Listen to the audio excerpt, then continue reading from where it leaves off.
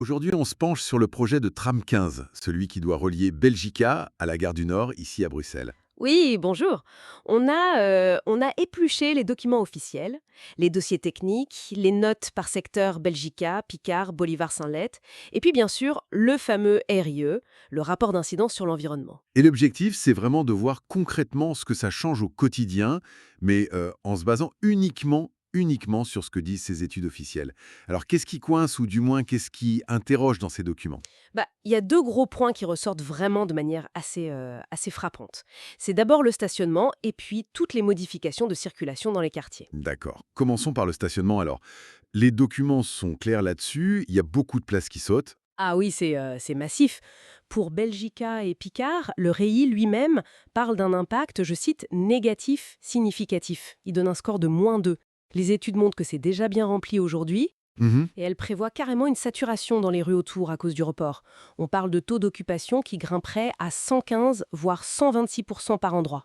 126%. Ça veut dire qu'il n'y a plus aucune place, quoi. C'est la saturation complète. Et du côté de Bolivar, près de la gare du Nord? Alors là, c'est intéressant. 49 places supprimées sur les 73 en voirie, c'est beaucoup. Pourtant, le REI, lui, juge l'impact négligeable, score 0. Ah bon? Comment ils expliquent ça? L'explication officielle, c'est le report vers les parkings payants WTC, CCN, qui offrent, oui, près de 500 places, c'est vrai, et puis ce qu'ils appellent le report modal. Report modal. L'idée que les gens vont laisser tomber leur voiture pour autre chose. Mais est-ce que les documents disent si c'est réaliste ce report vers le payant? Le coût, la disponibilité? Justement, c'est un peu là que ça pêche. Les documents mentionnent bien ces parkings, oui, mais ils sont assez discrets sur le coût pour les riverains, ou même la disponibilité réelle au quotidien. Et ils pointent quand même, malgré le score négligeable, des difficultés possibles pour les habitants, les livraisons, même les taxis rue du Progrès. C'est paradoxal. D'accord. Donc, gros point noir sur le stationnement. Et l'autre point, c'était la circulation?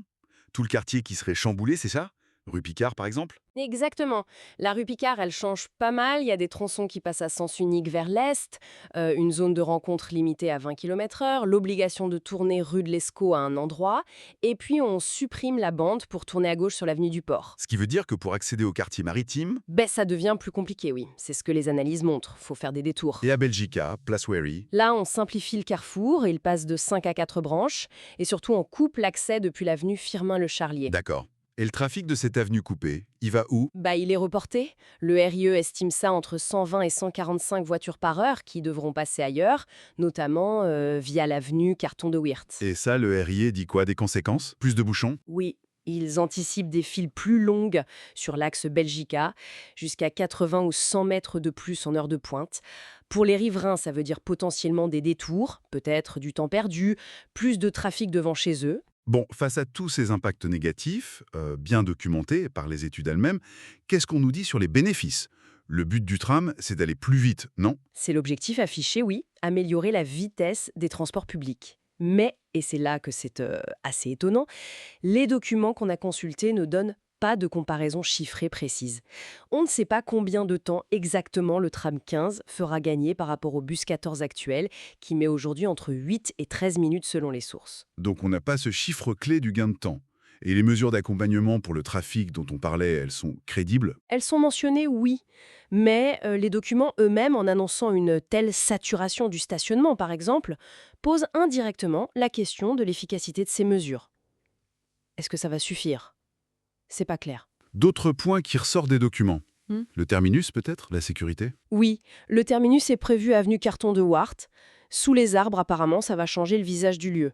Pour la sécurité, le RI donne une note un peu positive, +1, grâce aux nouveaux aménagements. Mais il nuance tout de suite en disant que ça dépendra beaucoup du comportement des gens et qu'il y a toujours des risques, comme traverser les voies au mauvais moment. Et la consultation des citoyens dans tout ça? Les documents en parlent. Il mentionne qu'il y a eu des phases de participation en 2023. Par contre, les sources qu'on avait ne détaillent pas vraiment comment on peut encore donner son avis maintenant après le dépôt de la demande de permis. Ok. Donc, si on résume ce que disent ces documents officiels, ils pointent eux-mêmes des impacts négatifs, significatifs, c'est leur terme, sur le stationnement, ça s'annonce comme une vraie galère, et sur la circulation locale, qui devient plus complexe. C'est tout à fait ça. Et en face, on a des bénéfices, comme le gain de temps du tram, qui restent flous, pas clairement chiffrés dans ce qu'on a lu. Des solutions, comme les parkings payants ou les mesures pour le trafic, dont les détails pratiques, le coût, l'efficacité réelle, semblent manquer de précision dans ces mêmes documents. Du coup, l'analyse de ses propres documents du projet pose une question assez fondamentale, non? Comment on équilibre l'objectif d'améliorer la mobilité pour certains, avec ses inconvénients très concrets, et documentés noir sur blanc, pour les habitants et ceux qui travaillent dans ces quartiers? Exactement. Ça interroge sur qui bénéficie réellement du projet, au final, tel qu'il est présenté dans ces études techniques. Quel est le bénéfice net quand on met tout ça dans la balance? Mhm. Pour terminer, à titre informatif, les documents indiquent qu'il y a des interpellations citoyennes prévues, au conseil communal de Jette le 25 et à Molenbeek le 27. Oui. Et ça laisse une dernière pensée, je trouve, issue de cette lecture. Au-delà des plans, des chiffres, des scores du RIE, comment est-ce qu'on mesure vraiment le coût humain, le coût au quotidien d'une transformation comme celle-là? C'est peut-être ça la vraie question. Bonjour, aujourd'hui on se penche sur le projet de Tram 15, celui qui doit